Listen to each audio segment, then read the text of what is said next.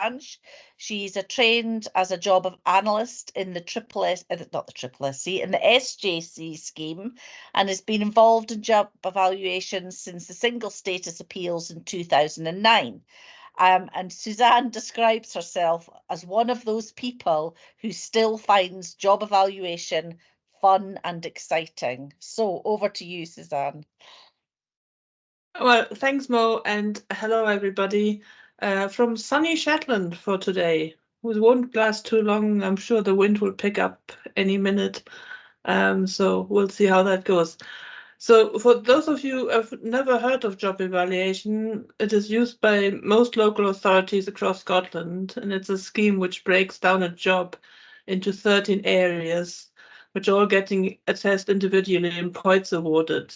And the final total of the points then translate into a grade, which is unique to each local authority. The scheme was introduced to assist with single status way back in 2005, I think, and it was used to comparison with different jobs.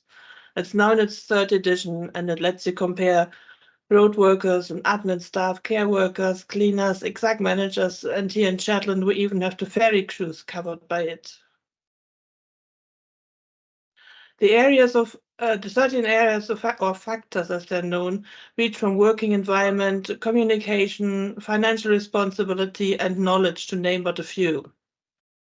Kate has obviously done a lot of work on the role of the paraprofessionals, and one of the outcomes shows that some councils have higher initial evaluations, some have regraded their paraprofessionals, and some employers have argued that there's no change in evaluation. So this is where Kate asked me to have a look at some examples to see if there was any pattern visible. So I compared social work assistants' job description and scores from various councils which were evaluated at a higher level, which were regraded, and the ones which remained identical. And the first question everybody asked me is which council got it wrong? Well, I have to say none of them. Why? Well, the principle number one of job evaluation is post, not people. So in absence of any other evidence, a job analyst will always analyze what is in a job description. And we all know jobs change over time. And of course, most jobs have changed dramatically during the pandemic. So a job description drawn up 5 or more years ago is very likely in need of updating. Each local authority should have a policy on how jobs can be reevaluated. For example, here in Shetland, it states that each member of staff can ask for their job to be reevaluated, but not more than once every 12 months. So where to start? Check your local job evaluation policy and request a copy of your current job description and scores. Read the job description very carefully. Does it really reflect all the tasks your job entails? If not, add to it, but also think how you evidence this and look out for key words. So for example, contribute means just that you contribute, but you're not fully responsible. And remember, this is your job description. If it's not written in there, you're not expected to do it, and somebody else will score the points for it.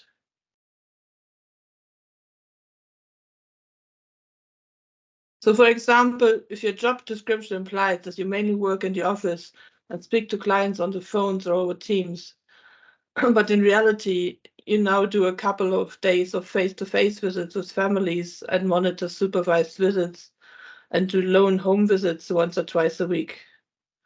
You can prove that through your rota and the records you keep.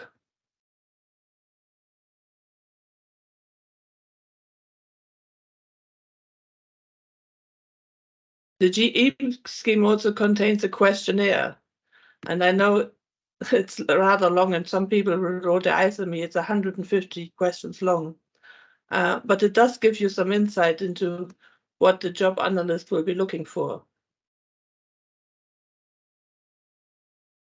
So it's always handy to have that going.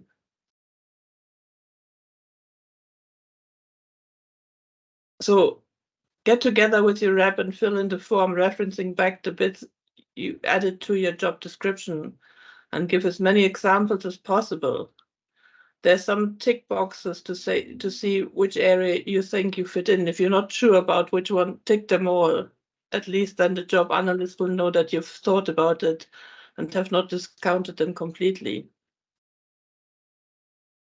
There are some factors which are less easy measurable. For example, dealing with relationships can be a tricky one.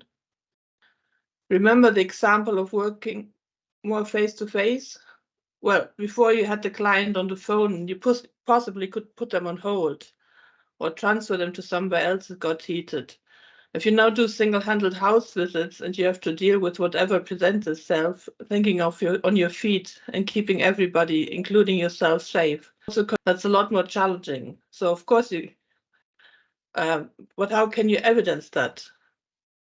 Well, remember those pesky incident notification forms you're meant to fill in, but hardly anybody ever does because it's just part of the job? Well, if you can evidence through these the amount of abuse and incidents you have through a year, there's your evidence for your job evaluation. Some factors are actually linked. So if you have mental skills, that's factor number 4, and initiative and independence, they're almost always identical. So if one of them is evaluated higher, then you already have half of the argument because the assessor had already thought about it. But some points to be aware of is don't overegg it, because your line manager will also be asked for their views. Be prepared to concentrate on some factors. Not every factor will go up, and some might even go down. So going back to that example of going out, if you had before been more likely to do or working on the computer, your typing score might have been higher. But if you're now supervising children, adults, your physical coordination will go down because you don't do so much typing. But your physical effort will go up because if you're supervising children, you're more likely to be on your feet more. And lastly, don't put yourself in a capability scenario. The knowledge factor is one of the highest weighted ones. So going up a level there always helps the scores. But for example, if your job description says you need an SVQ2, but you want to evidence that really you've done a lot of extra training, and it is agreed that it should go up, which then would state it needs an HNC. Once it is agreed and you do not have that qualification, you might be called into supervision and asked about that. And as I say, worst case scenario could be a capability. For those of you who are reps in branches, I would suggest get as many people trained in job evaluation as possible. It comes in handy more times than you think for any kind of equality issue. Often ends up with job evaluation as well. And if possible, try and use a rep from a different department to take on a job evaluation case, because you can easily read something in a job description to mean one thing because you know the job, but someone looking in from the outside might have to query stuff which can help you to identify the changes any better, because it's just part. If you're really not sure about job description, there's lots of job descriptions out there with folk with other local authorities advertising them. So you could always have a look and see if there's something there. And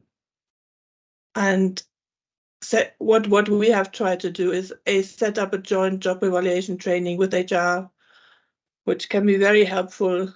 Not only know both sides what to expect from the other if they both have been trained together, but also Rosie Doherty, the woman who is behind the scheme, she loves that kind of training.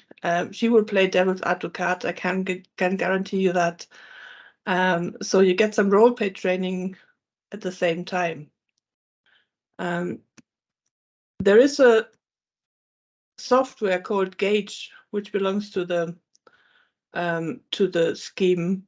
So if your employer is using that, the reps should ask to have access to that as well and get an account. So you can work on the same level than the job analyst. What we have found really handy is actually to set up a joint HR trade union committee that meets regularly and checks new job evaluations that are consistent with older ones. So, for example, why is one manager getting a higher level in communication than all other managers on that level? So especially if you've got new HR job analysts going through it, it really helps everything to keep everything level. But it is important that the people who are on that committee cannot do any evaluations themselves, because you can't really consistently check your own evaluations. So I think I'll stop there. That was a whistle-stop tour of job evaluation and paraprofessionals. So if anybody has any questions, I'm happy to answer them, or try at least.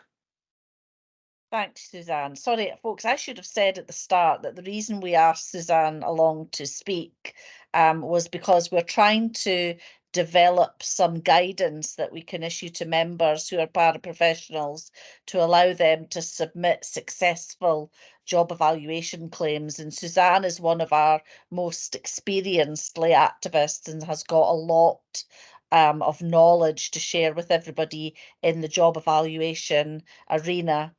So that's why we've asked Suzanne to come along. So thank you, Suzanne. Right, we've got our first question from Hazel MacArthur.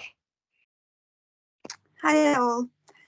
I was just wondering, are we going to get a copy of what was just said? Because it was really, really, really helpful. Unfortunately, I'm on holiday and I'm off work, so I don't have pen or paper or anything to take notes. Will we get a copy of what was just said? Because I can't believe how helpful it was. Yeah, thanks, Hazel. I will put it all together and put it in a even more easy read, because my scribbles here on the screen, I can hardly read it myself in a moment. Okay. So what Kate and me are hoping to do is to put it all together in a sensible format and see if there's any other bits and pieces we can add to it to make it more easily understandable. Wonderful. Thank you so much. Thank you. Kate? Yeah, I just wanted to add into that, we're putting together, as Suzanne says, a kind of hints and tips for successful regrading, looking at what makes points and what doesn't. And we're going to issue it, I mean, we will send it around all our paraprofessional members who you know, who've joined this or whatever, but we're also going to send it around branches, because you will need the support of your branch to apply for a regrading. You'll need somebody from Unison to support you with that and to help you think through how best to get your job properly reflected in the job evaluation, because the work that Suzanne has done has identified that the reason why we haven't had regradings, certainly in one authority, which is mine, is because the job evaluation, the job description doesn't properly reflect the job that the people are doing. So hopefully when we put that out, that should help you to think through how to present your job in a way that accurately reflects what you do. Thanks, Mo. I think someone had asked a question in the chat, and that was around some of the evidence being held on NHS systems. So I assume that's where we have local authority workers working under the Health and Social Care Partnership arena. So the question is, how do they access the evidence if it's held on an NHS system? That was myself that put that. I don't know why it's not coming up with who it is, but I'm in the middle of, well, the early stages of a job evaluation. I am represented by a union rep who is a job evaluator, if that's the right word they're called. And one of the things I can't get my head around is the very thing that the ladies just spoke about, which, by the way, I agree with the last person, very helpful, that hints and tips. And he's saying to me it's all about obviously evidence and why you're, you know, why you feel that you're that factor that you're questioning is needing to be higher. And I kind of get my head round, you know, most of the stuff where I would be able to evidence is on, for example, track care, the NHS system. So how am I meant to evidence that I attend ward meetings and take part, participate in them and make decisions with my fellow health colleagues if they can't get access to that systems to evidence? I know that sounds a bit daft, but Have you got Well- any experience of that, Suzanne? Because I'm trying to think, and just Well, off the top of my head. Our allied health professionals are actually joined up in Shetland. They have NHS, have councils, so we have that same scenario. It probably will be that the easiest way would just say it is there, it is in whatever system you're using, and you probably will then have some kind of line manager within the NHS or somebody no. you report to on that. So Yeah. just reference them into your job into the Aye. questionnaire as well. I think that would be the easiest way to do it. On paper, we are a partnership, but it's so different and it's so separate because I'm Murray Council up in the northeast, and it's not really a partnership because we're separate systems. Everything's separate, and it's just not a partnership at all in my mind. But thank you very much. But I'm probably in a good position because my managers, my line manager and above, are supportive of my job evaluation. So, but I just wondered about the evidence thing. But thank you. I'll stop whittering on. And someone has very kindly said, how about your digital calendar as proof of attending these types of meetings? That's probably quite as a good, it's all evidence, I'm assuming, is good evidence. There's Ross, another you had your hand up?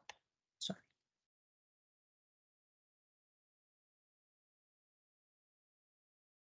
Sorry, Mo, yeah, I did, but I forgot what was going to be asked, so I'm going to stay down. I'll come back in when I remember what it was. Okay, There's so another Caroline couple of- McCallum has asked, how do we find out who our Unison rep is? So you should be able to contact your branch, and they should be able to tell you either who your Unison rep is or who the most appropriate person is from a trained analyst point of view to be able to help you with your job evaluation, your regrading application. So they should be able to help you with that. And Ruth has asked, how do you apply for a regrading of your job role? So there should be a policy within your local authority that details what all the different stages are. But one of the things that you can do if you're a Unison member is to contact your branch, and they'll be able to give you some advice around how you start the ball rolling and the evidence that you need to start to gather. And then with the piece of work that Kate and Suzanne are doing, hopefully this hints and tips document will also give you that extra bit of information that you need as well. Sorry, Kate, do you want to come in? Just to say to Caroline that there's a branch. I think you're in my area, and there's a branch website, or you know, that will tell you where how to contact the Unison office. Or I can give you a shout after this and give you the details. Roz? Yeah, it's okay, thank you. Thank you, Mo. It's just Kerry came and put her head around the door. It was about the qualification side of things. There are quite a few people here who've got qualification a way back from nursery qualification, and they just move through the service, through years of experience. So some of them are now called family support workers, but the nursery qualification apparently is not recognised anymore. So they're a bit concerned about where do we actually go with this, because some are saying to go on to the first stage of the social work degree and just do the first part for the 60 points, or you could do the E102, which is the child psychology and child education. So we're all a bit confused exactly what kind of qualifications that we're actually supposed to be looking at, because there's quite a few people here that are quite concerned about it. Yeah, thanks, Ross. It actually depends on, because these jobs, the paraprofessionals, are not regulated, so there's no no knowledge qualification which is required for it, unlike for a social care worker who needs to have certain SVQs to register for certain parts. So therefore it's actually up to each local authority to decide what the level of knowledge needs to be. But it does obviously affect the knowledge factor when it comes to evaluation. So they're more likely to want to keep it low, as they know then the outcome will be lower. But as I said, on the other hand, if you get a higher one, but not everybody has the higher qualification, then you end up having problems with capability if somebody gets a bit grumpy about it, you know, if they want to do that. So I think that's then something we'll have to look into with the SSC if we get into the likes of professional regaling. So Malcolm, I'll leave that to you. I was just going to jump in there and say that's probably something that Malcolm or Joanna might be talking about in the second half of our seminar today, with the whole project on the go at the moment around registration for our social work paraprofessional members. So because qualifications are there's such a big issue with that. And we've got another couple of people with hands up. So Caroline Wilson, I'll take you first. Hi, it's kind of similar along those lines. I've not got the required qualification because I came through medical redeployment. So my background is childcare, but I'm working with adults in social care.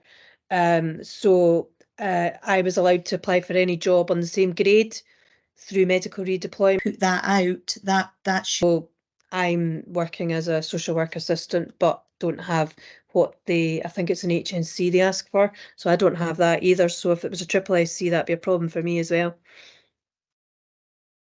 Okay, that's great. Thank you. And Jamie Marsh. I always get my full name. It's hilarious. It just rolls off the tongue. It's never just Jamie. I was just, it was similar, the same thing. I've worked for the council for a long time. I was a PSA, didn't need to be SSC registered, then went to the out of school service as a manager, had to be SSC to manager level. And now I'm in social work as a family support worker, no SSC registration.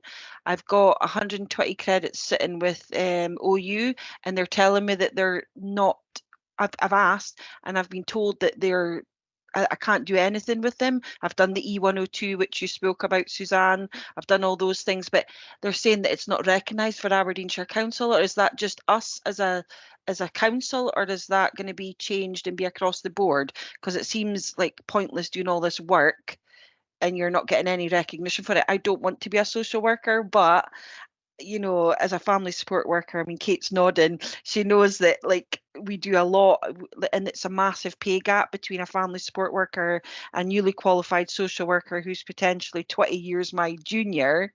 It just seems like it's really inconsistent in Aberdeenshire Council, the pay grading. Thank you. Anybody want to comment on that? Yeah, Jamie, Aberdeenshire, I think, is one of the ones who hadn't been successfully graded, and we were looking at those ones, and the management there has decided to leave the knowledge factor quite low, saying that's what they need. But everybody's working at a higher level as they progress through time. So what I've actually said to Kate for Aberdeenshire especially would be something like a career grade, which actually would help probably recruitment and retention as well if people have career pathways that if they want to come in at an early stage.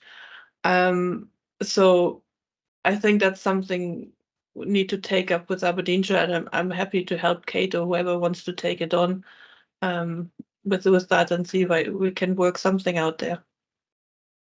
Thanks, Suzanne. We have another couple of hands up. So Ruth, I'm going to take you first and then Kate. And then if it's okay with everyone, we're going to move on to our other topic, which is SSSC registration. So Ruth, if you want to ask your question. Hi, yeah, I was just like the other person that's seen the difference between a family worker and a newly qualified social worker. Sorry, I've got Sarah with me as well. We work in Fife as social work assistants, and we're below family support workers who deal with cases, and if they're too risky, then they get sent back down to social work or up to social work, but get sent to a family support work, to a social work assistant. So we're dealing with cases that are deemed too risky for a family support worker who's on a pay grade up from us, and yet we get, so yeah, there's a real mismatch between the whole service. So how do we resolve this? Well, that sounds like something which needs to be looked at. As I said before, it might be that the family support worker will get higher levels for physical effort and so on if they supervise children and what have you not.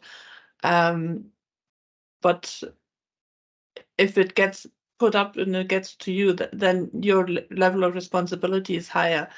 Job evaluation is never quite black and white. It's always one is higher, one is lower. So that's certainly something I would suggest you start the ball rolling and ask for a job reevaluation. Thank you. Kate, do you want to come in? I just wanted to come in about Aberdeenshire because this whole campaign through the Social Work Issues Group really started because of the concerns I had around what was happening in Aberdeenshire, because we tried to get career grades a number of years ago and the line managers at that point just said no. But it's clear in Aberdeenshire that more and more of the work that paraprofessionals are doing is starting to become, you know, tasks that used to be done by social workers. So that's why hopefully having a look at it again now with Suzanne's expertise at the back of it and using hints and tips, we can maybe try and get some of that addressed. But when we looked into it more, it's clear that this is an anomaly right across the whole of Scotland. Some areas, some authorities are better than others. There's no doubt about that. Some have career grades. I think Glasgow does. But it's very much hit or miss. So, you know, hopefully the way we're taking it forward will help. And I'm sure Malcolm and Joanna from the SSSC are very interested to hear all your comments, because that's something that you'll need to look at as well. We'll maybe just hear a bit more about that. There's just one more question as well, and it's just somebody's asked, Caroline, I think, is again, is it the same Unison workers in education as in health and social care, or separate workers for different departments? And I think that really comes down to your branch, how many representatives you have, whether education has specific representatives or not. I mean, you wouldn't probably get that in our branch because of the numbers or lack of numbers of activists. So you really just need to find out who the best people are to support you with it in your own particular branch, and try, hopefully we'll get somebody who actually understands job evaluation, because as Suzanne will tell you, it's a very, very complicated process, but it's well worth getting to grips with, because, you know, that's how you get your job properly reflected in the kind of scores that you get. So sorry, Mo, I just wanted to come back on that. Yeah, that's great. Thank you very much. Okay, if everybody's happy, thank you very much, Suzanne, for the presentation and for answering all the questions, and Kate for coming in as well. We're going to move on to our next topic, which is around SSSC registration for paraprofessional workers. So as you may well know, that is something that is being looked into at the moment, and we're really lucky to have Joanna Duff and Malcolm McMillan along today, who are working on that project. And I'm just going to do a quick introduction. So Joanna has over 20 years experience in local authorities as a social worker and manager, mostly in children's services, partly in fostering and adoption services. 3 years ago, she joined the SSC as a learning and development advisor, and she's also continues to enjoy serving with Children Hearing Scotland as a panel practice advisor. And Malcolm McMillan worked within a range of care services, including day centre for adults with learning disabilities, children's services providing respite care, and also with Grampian Autistic Society. He did his primary teaching honours degree, and in 2002 he joined Robert Gordon's University as a lecturer, setting up the distance learning HNC social care for the Scottish Institute for Residential Childcare. And from 2008, he has run a training centre providing SQA qualifications in social services, and has recently joined the SSC as a learning and development advisor. So thank you both for coming along. Susan, have you managed to set up the PowerPoint, or do you want me to bring that up on screen? If you could bring it up. I can share if you want. Oh, can you share it, Malcolm? That's even better, because then Okay. that way we're not testing my technical skills at all. So that would be great. Thank you. I Can make I it more just challenging than it needs to be. can I just remind everybody to switch the camera off if you're not speaking, just so that we've got a bit more room on the screen. Okay, thank you. Can I just check that you can see that? Yes, we can. Well, I can. Okay, brilliant. Yeah. So my name is Malcolm McMillan, and I'm with my colleague Joanna, and I feel a bit of a fraud because Joanna's been working on this for much longer than I have. I only joined the SSC about 5 weeks ago, so I'm the newbie, but I'm also a bit of a blether as well. So they get me to do these kind of things. And just explaining the accent, I'm from Lewis originally. I'm not Polish, I'm not Welsh, I'm not Irish. So that's where the accent comes from. Okay, so we are part of the new registered groups scoping exercise, and it is the scoping part that myself and Joanna are involved with. But the reason that we are doing that is to basically meet the SSC requirements of ensuring that we have a workforce within social work, social care, children, young people that are fit for purpose and keep those who use our services safe, but also we also want to recognise and value the people who carry out the tasks, and that's very important to us. One of my little mottos is care for the carer, because they're crucial when it comes to delivering services that are of the right kind of quality. So that's what we're about, and what we're trying to do within this scoping is to ensure that the values of the SSC are being adhered to, making sure that when we are carrying out the scoping, we are not only reading up all job descriptions and looking at what your tasks entail, but we want to also meet informally with groups, and so we are going through the informal meeting stage, phase 3. So this is phase 2. Into phase 3, we go into a more formal consultation, but we wanted to make connections with groups at this stage, so that, well, the SSC are bringing everyone along with them, rather than it's something that is being set out for organisations to do. So we're trying to listen, we're trying to learn, and I couldn't have planned a better combination of talks myself, having Suzanne there. Her discussion was absolutely perfect for us, and I think myself and Joanna would be very keen to hear education. Because it's important to us that we have a realistic expectation as we progress forward. We will only be making proposals based on specific questions, and I'll show you them shortly. But I think that we will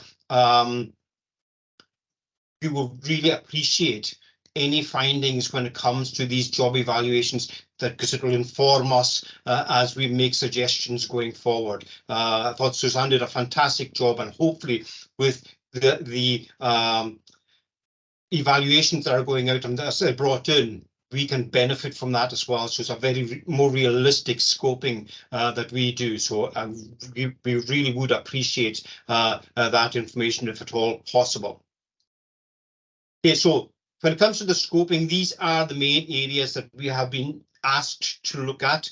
Of course, no conclusion has been made so far, but these are the areas we're looking at. So adult daycare services, the roles that haven't already been registered. So some managers and that would be registered, but other practitioners and supervisors and that may not have needed to be registered up until this point. Then there's your offenders accommodation services, sexual and violent offenders, and social work assistants. And I must say there's been a lot of talk since I started trying to get our head around what a social work assistant consists of, what the functions are, and it really has made us stop and think about how we look at this whole scoping, because job titles don't say it all. And even as Suzanne was saying, job descriptions don't. To decide what. Because when it comes to your evaluations, there will be things you're probably doing now that you didn't do 6 months to a year ago. So therefore, the job evaluations would be very useful to inform us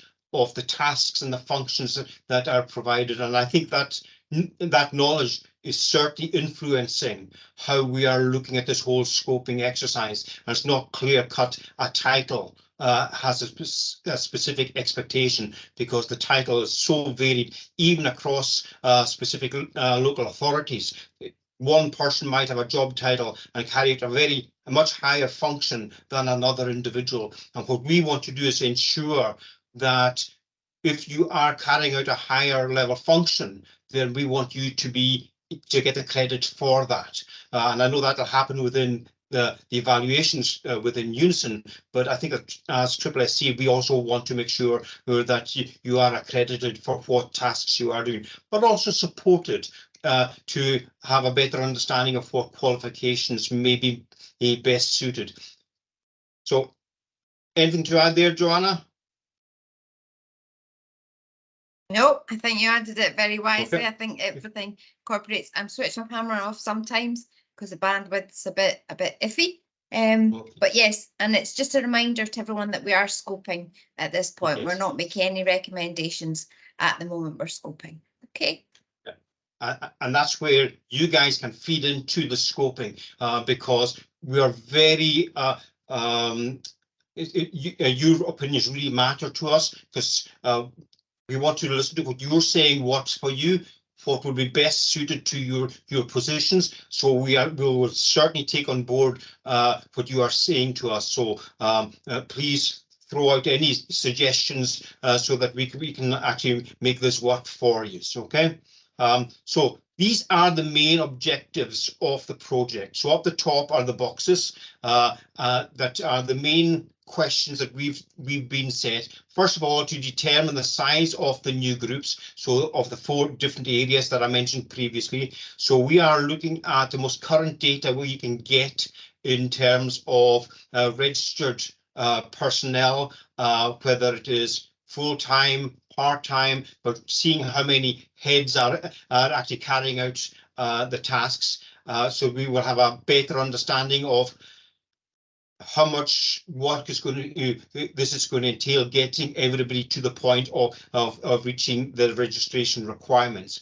The other part is looking at the roles described in the sector. So we have been collating, Joanna has been working much longer than I have been on this, collating the job descriptions. And that's where I would like to see your job evaluations to come in and inform that to a deeper level, so that what we're trying to do is matching the SCQF level tasks, as they said, with the tasks you carry out, so that we can say, actually, you may be employed at SCQF level 7, but your tasks are more SCQF level 8. And so we will be looking at the best leveling positions for individuals. We want to understand what your core tasks are. Okay, as we said earlier on, we know that when you get a job description, there are basic tasks set out for monthly, weekly, maybe even daily tasks. However, in reality, as we were hearing earlier on, the type of meetings that you may have, from telephone meetings to face-to-face meetings, the skills base is quite different. Okay, the responsibility that is you have to have on your shoulders is quite different, and so we want to make sure that when it comes to the leveling, that we place whatever function you are at is actually appropriate for you. So we will be using organizations' job descriptions, but I think for the paraprofessionals, I think it'll be very important to get those evaluations to really inform us to a greater level. And then what training qualification would be best suited, because we're seeing a number of different qualification expectations right across local authorities and organizations. And what we're trying to do is get a feel for what individuals are saying to us in terms of the knowledge base they believe they need to carry out their tasks, as well as what the organization is expecting of people. So as evaluation, I seem to be laying heavily on these evaluations, but I think I wasn't aware that was going on, and I think that they are going to be such a useful tool for us. We will have a better understanding of what SEQF level would be best matched for your specific tasks. And I think that's all I have to say at the moment in terms of what our role is. And as I said, it is an informal scoping. We're sending these messages out there, looking at what we are trying to find out, discover, so that when we move into phase 3 and there is a more formal consultation, then we can have a better idea of how you feel about your role and what levels you may feel more suited. I think what we're trying to do is ensure that you feel valued for the tasks you do. Okay, that you are registered under an appropriate level based on the function that you carry out, rather than a particular label. So it's not about asking all social workers must be registered at a certain level. If your task is a lower level task and you're quite happy with that, and you want to maintain that level of registration, that's going to be our suggestion. You just stay where you are. But if you are doing a higher level, then your organization will be registering you at that higher level, and you get credited for that higher level task. So I think that's the best way I can describe how we're looking at it in terms of the scoping exercises we're carrying out at the moment. Do you want me to leave my screen up, or will I stop sharing it at the moment? I think. Oh. Okay. Yeah. I just realised there was another slide. I basically talked my way through that slide, so I'm not controlled by PowerPoints. But as I said, there are 3 phases to this. The first phase, Joanna led on and has done an incredible amount of work, and I've only just come in at phase 2 to look at the job descriptions, and this phase 2 will go on until the end of this month, probably slightly into September, where we present our findings to the Scottish Government, well, to the stakeholders, and then it goes to the Scottish Government, who then decides whether or not they're going to go with the recommendations that we've tried to collate from all the different stakeholders, and then it's up to them whether or not we then progress into the implementation phase beyond that. Okay, sorry about that, Mo. No, that's okay. That's lovely. Thank you. Just if you could, it might be good for our members to know how they, as individuals, can feed directly into your scoping exercise. You know, at what point they will be consulted, because I've noticed in the chat there's some questions around will councils be asked for their views, but it would be good for members to know how their views can be passed forward, other than any information they may give to Unison. My understanding is that when it comes to the formal consultation, that we'll be going out to more and more groups and have discussions like this, except with individual contributions taking place, the same as we did for the codes of practice, where people were met around tables and listening to what people say. So that this is basically the introduction to it, just to for you to see faces that you might have to put up with later on in the formal consultation process, and just to make us a bit more accessible as well when it comes to the formal consultation. Once that we've given the go-ahead for that phase, then we'll be reaching out to Unison and to the other groups to set up consultations that we can do in a more formal manner, in which your participants can come along and air their views and support us to reach the correct outcomes for them. That's great, thank you. I suppose if you want to stop sharing, and then we'll be able to see anybody that pops up that might have any questions to ask. Kate, is there any sort of questions in the chat before I ask people if they've got anything they'd like to ask Malcolm or Joanna? The question was about were you guys linking directly in with councils in terms of your scoping exercise? And also there's a lot of people put in the chat what their job titles are, so it might be helpful, Malcolm, for you just to keep a note of all of those, because like we said, there are a vast range of job titles, and some of them you wouldn't necessarily associate with paraprofessionals, which are some of the points that are being made. So it's very helpful for you to maybe get that. So the chat will be available to us after the meeting, so I'll be able to write down at that point. Yeah. Yep. I've taken a note of it as well. I saw you scribbling.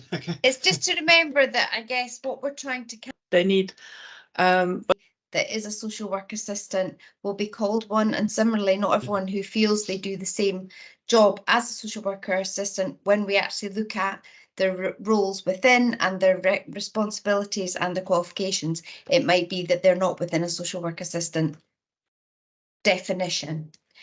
And that's okay, because we're going to look at these numbers, and then next year when we come to formal consultation, we will be coming out to all the stakeholders and just saying, does this look like what we think it looks like, or tell us a bit more? Because social work assistants group is it's very, very, very diverse across every local authority that I've spoken to. Some have none of this post.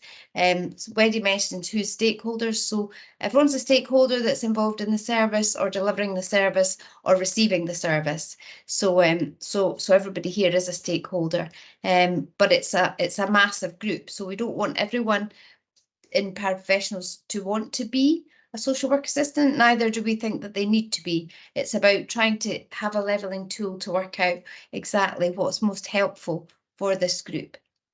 Okay, hope that helps. So Malcolm, do you want to pick up the question about how you're going to be interacting with the councils?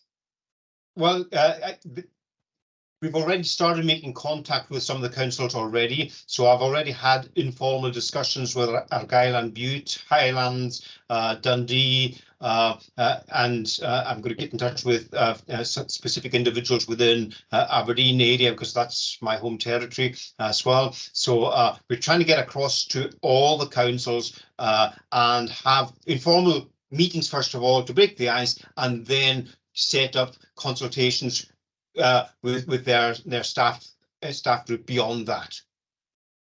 That's great, thank you. Jamie, you've got a question. Hi, sorry, me again. This is amazing what you are saying and what you're sharing. For me, it would be much more beneficial in the Shire, because I'm seeing all these different names and everything of different titles.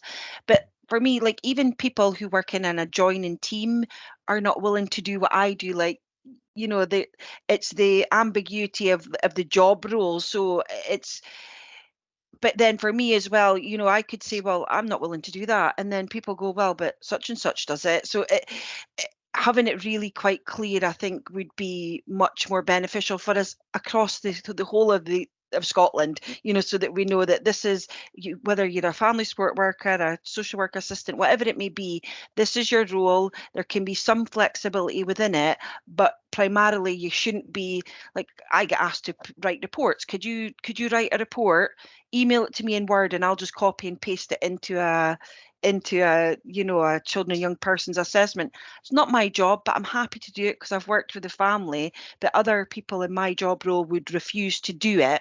So, you know, like, where's the level of cover around me doing it and be happy to do it and them not willing to do it? I think that within the SCQF levelings, it talks about regular practice in terms of somebody being expected to be registered at a certain level. So if you're not doing it on a regular basis, you might not need to be registered at that sort of higher level. I don't think it. Yeah, I think that it's about making sure that what you're comfortable with is right for you. And so if you're okay doing it on an occasional basis, then that's fine. But you also, people are entitled to say, well, actually, that's not my responsibility to carry out that function as well. But that's something within the organisations rather than us foisting an opinion on individuals or organisations. Thank you. Louise Bennett, have you got a question? Yes, hi there, thank you. I'm Louise, a community care assistant with Edinburgh Council Adult Social Care. Thank you for all the information today. I was just thinking about this scenario. Let's say after all of the SSS's, you know, been through that process, let's say my role wasn't deemed necessary or around what was happening in Aberdeenshire or have certain qualifications. I mean, I don't know. You know, is there any way of me appealing that, or is that not likely to happen? And I just I feel, obviously, as a frontline worker doing lots of loan working, it's important that I be registered, and for a number of other reasons, but as you're probably aware, I'm not currently required to be. So you know, what are the chances of that happening? Is there any way to then appeal or, you know, request that?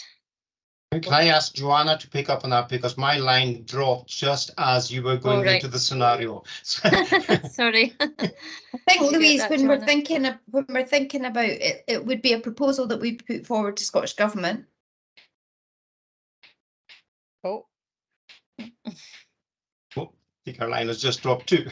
Yeah, I think Joanna's line's just dropped. Malcolm, so this was around if someone if there was, well, it's clear that this is an anomaly. Joanna, your thing just fell off. Okay, I think Joanna might have just have gone, but the question was around, you know, what could someone do if it was deemed that they wouldn't need to be SSSC registered, but they want to be SSSC registered? What could they do about that?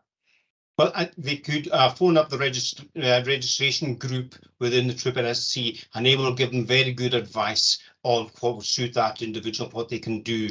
As I said, I'm only 5 weeks into the SSSC myself, so I'm just finding out who does what. But that's one thing I have seen. I've seen a lot of inquiries as to what level of qualification somebody may need for their particular post. So if you have any inquiries, go onto the SSSC, go to the registration part of the website, you can make contact with them and they can give you some very good advice. I think Louise was suggesting after the scoping, if it was decided that her job role wasn't to be registered. So I think what we're talking about is in the next couple of years, we will be looking at every job role and every responsibility. And at that time, there will be a huge opportunity for stakeholders like yourself just to say exactly what you do and why you think you should be registered. And we will be looking at the kind of tasks that you do. So it will be across the board. So yeah, contacting SSSC right now won't be helpful because you're not registered right now. Yes, but if you were to become, so I guess that feedback loop is what we're looking for next year. Okay, hope that helps. Thank you. There was a question in, sorry, I'm not going to switch my camera on because it's really bad. There's a question about how long roughly the process would take. So we're talking about next year, the if it was agreed that numbers or lack of numbers of scoping project, there are several other parts of roles that we're looking at, like adult daycare. So if it was the social work assistant part of this role was decided at the end of this year that yes, we should move forward with consulting about what that would look like, the formal engagement process would be next year.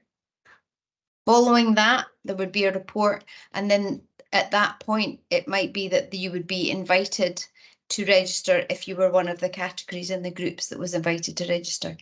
Following that, just like the other registration categories that have happened, there would be a phasing in process. So there would be a period where you would be invited, and then there would be a date on it where it was you then were obligated. Now, once you were invited and then once you were obligated to join, you would then have a period to complete your qualifications for your registration. So you could be registered with a condition to undertake and complete a qualification. I've found that we've always been extremely sympathetic and empathetic to getting these qualifications completed. We don't ask them to, we're not unreasonable. And if very much, Suzanne, for situations like ill health or time off or unable to access the qualifications, we would look at a case-by-case scenario. But to date, I don't think we have put qualifications and registration in to a point that's unreasonable time-wise. I hope that answers Lisa's question. Yeah, I found that as a training provider, there are many situations where individuals have had to go on hold part of the way through the qualification, and the SSC has always been very sympathetic to their timeframes. So it makes life interesting for our training providers, but it means that we get to keep the company of our students for longer. So. Thank you. Kate, do you want to come in? I just wanted to ask very quickly, I'm really interested to know what the thresholds are from the SSC for who is registered and who is not, because it's always seemed like a bit of an anomaly, this. And I presume it's not just all down to be based on what stakeholders think. There must be thresholds that you use, and it would be really interested to see what they are. And I just wanted to make the point that doing tasks out with your job description, we just, from a trade union perspective, we'd urge caution, because there's whole questions of accountability around that and where the responsibility lies as well. So it was just to say, just be a little cautious if you're being asked to do things that are not within your job description. Thanks, I know time's running out, so stop there.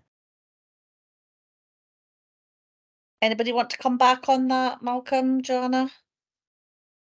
Joanna, do you want to pick up on it? So the bit about who decides about registration and the thresholds. And thresholds. So thresholds, are you meaning as in we look at risk, we look at responsibility, we look at what actually is being done with the client or the service user, how much face-to-face contact there is, how much lone working there is, and how much responsibility there is for the client, for the service user, but also for a team. So if you're a supervisor or you've got line management for a number of staff, all these things together, not just stakeholder view. Yeah, so it's about risk and responsibility. Yeah, I think. What do you think, Malcolm? That's exactly what I was going to say. Absolutely, yeah. But is anything written down that we could read or look at? No. I'm going through the amount of paperwork I've just seen in the last 5 weeks. There's probably something that will be put together at some point, so you will understand it. But at the moment, I can't put my hands on anything right now. But I think that what Joanna has said really sums it up. It is about that level of responsibility. I think as reports start to be compiled and put to the Scottish Government, that's when we will have a clearer view as to what they believe to be the levels of responsibility and the tasks. So we can draw from the scoping certain areas, but then beyond that, it'll be up to the Scottish Government to decide whether or not, because if we put something out there at this stage and then all of a sudden it's decided, well, no, actually we need to refine that, then people get confused with the versions. So after that stage, we'll have a clearer understanding of what the government expects from it. I also want to chime in what Malcolm said. It's about what you do most of the time within your job. So it's about, you know, frequency of a task or a responsibility that you're carrying out is really important as well. Okay, we've got one last hand up from Wendy Clark. So do you want to ask your question?